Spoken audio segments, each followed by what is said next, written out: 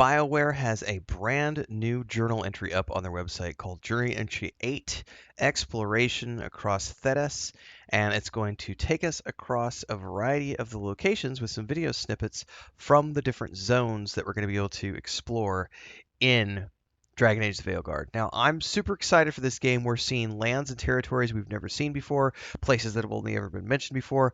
It's one of the reasons I love the Dragon Age franchise, alongside like Pillars of Eternity and Mass Effect as well, with like what they did with Andromeda. Even though it didn't land perfectly, they're not afraid to take risks and push the story into territory that hasn't been explored before, meaning new lands, new realms, and so on and so forth. So, big fan of every single time we get a Dragon Age game, we go somewhere different, we see something new. It's a great pattern that we've seen before. I'm a big fan of everything they've done with this franchise over the years, and I can't wait to sink my teeth into the game in late October. Well, you know we're going to be streaming this as the multi-stream main game. So here's the point of the video where I say, hey, if you haven't already done so, like, subscribe, hit the bell icon so you never miss an update. Daily streams here and on Twitch because I multi-stream. There's a lot of socials. All the links are below. There's Discord and a Patreon, all that good stuff. Yeah, I play a lot of games. It's my full-time job, so hopefully we'll see you in the next stream. The blog post starts off by saying, today we're back to share more about the world of Dragon Age the Veilguard with minor spoilers below. So I guess we should say, for everyone who's watching this, if you don't want things spoiled, maybe consider the fact that beyond this point, there are going to be spoilers. They're not spoilers on my behalf. They're spoilers on behalf of BioWare and the open public blog post that they have, Journal Entry 8. While the game is a crafted experience telling a rich narrative, there are many areas to explore. The lighthouse, for example, is a central place for Rook to rest, spend time with companions, and learn more about the world through conversation. The crossroads, meanwhile, allows the Veilguard to traverse Thedas in seconds, connecting the lighthouse to more of the world than ever before. Throughout the story, you're going to go through many diverse areas, from the beauty of the lush Arlathan forests to the busy streets of Minrathous. Veterans of the series have heard whispers in the past about each of these places in Thedas, but now you will actually be able to explore and experience them in-game. Each area has its own unique look and feel. There are several areas for exploration, each inviting you to delve deeper into the narrative and uncover the many mysteries Thedas holds. So, it says here, first one we're looking at is Arlathan Forest. Ancient magic and powerful artifacts reawaken, and reality thins across woodlands that once held the heart of the Elfin Empire. The Veil Jumpers, masters of ancient elven magic, seeks to stabilize the region and keep reality from crumbling. This looks pretty cool. I don't think there's any sound associated with these. No.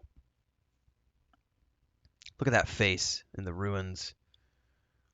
We got some nice docks here going in the river. Some cool looking ruins. Oh my god. Look at that. Look. That was amazing, guys. That was amazing. Up next, the Hosberg Wetlands. Much of this once peaceful marshland has been consumed by the Blight. Darkspawn roam the swamps with impunity, but the Grey Wardens mount a valiant defense to the last safe haven, Lavendel. This place looks nasty, man. I don't like swamps and bogs and marshes. I'm reminded of mosquitoes and midges. What they eat when they don't have hobbits. Creepy tree at the heart of it all. Very cool looking, but also very creepy looking. Then we have Minrathous, capital of the Tevinter Imperium. The Venturi wield corruption as they try to turn the Emperor's heart to their own dark purpose, yet the people resist, with the rebel shadow dragons leading the charge. So this is going to be the city streets of Minrathous. I like the rain, the puddles on the ground. I can't wait to hear the sound design, the music. Traditionally, these games have always had great sound design and great music. Everything I've heard and seen in the trailers so far has been absolutely spectacular. I believe we're getting a whole slew of new stuff around the 19th of the month, too, once the NDA is dropped for all the people who were out in California, or wherever they were. I know a bunch of people went out and did some hands-on stuff. Then there's Ravane, an ancient Grey Warden fortress sitting among the sparkling waters and lush greenery of the Ravane coast. The Lords of Fortune call this paradise home, and the servants of the gods have their own plans, however, and threaten to turn this sanctuary into a battlefield. Ooh. I don't like sand. It's rough and coarse. This looks interesting. I wonder how far out into the waterway we'll be able to go, if there's going to be swimming, or if we're just going to be wading through water, or if those are just vistas that we'll see in the distance. We also have Treviso, a merchant city known for the beauty of its canals and the deadliness of its assassins. Treviso is under Antem occupation, a state of affairs that sits poorly with the Antivan crows. Okay. Oh, this is definitely a more... Yeah, this is a totally different theme than Mithrathis. I love the lights, man. The lighting in this particular city looks really cool with the tapestries and everything else. Said the beauty of its canals. Well, I can't wait to see some of that.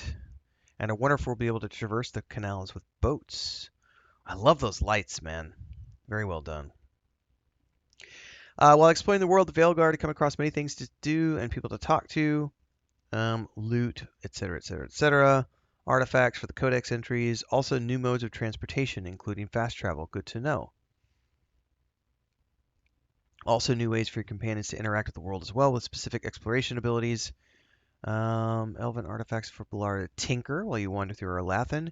Even when the companions are back at the lighthouse, Rook can use the Lyrium dagger to take advantage of their exploration abilities. You may spot companions out and about, interacting with the world on their own, and when heading to Treviso, we recommend finding Lucanus and enjoying a cup of coffee together. Look at this right here, the lighthouse.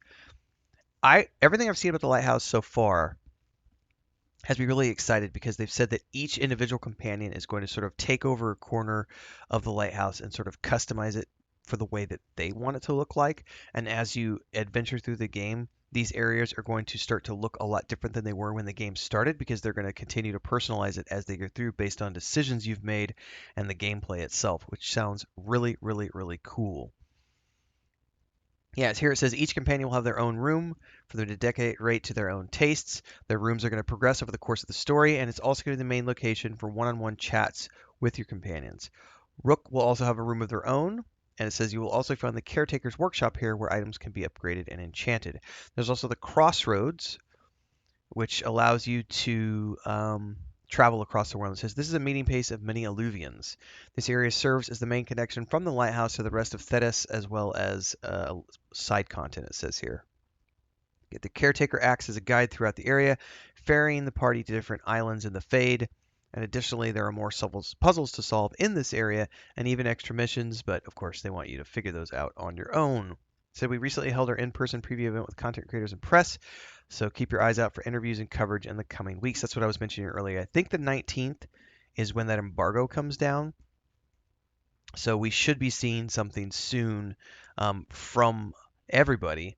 There's going to be a lot of different content to take a look at and ways for people to get more information about everything they need to know about Dragon Age the Veilguard, which I cannot wait to play.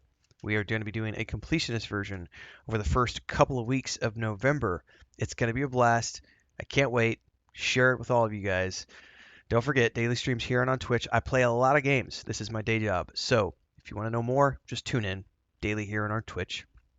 And in between now and Dragon Age Veilguard, we're going to do a lot of fun stuff together. So we'll see you in the next one, everybody. Stay safe. Happy gaming.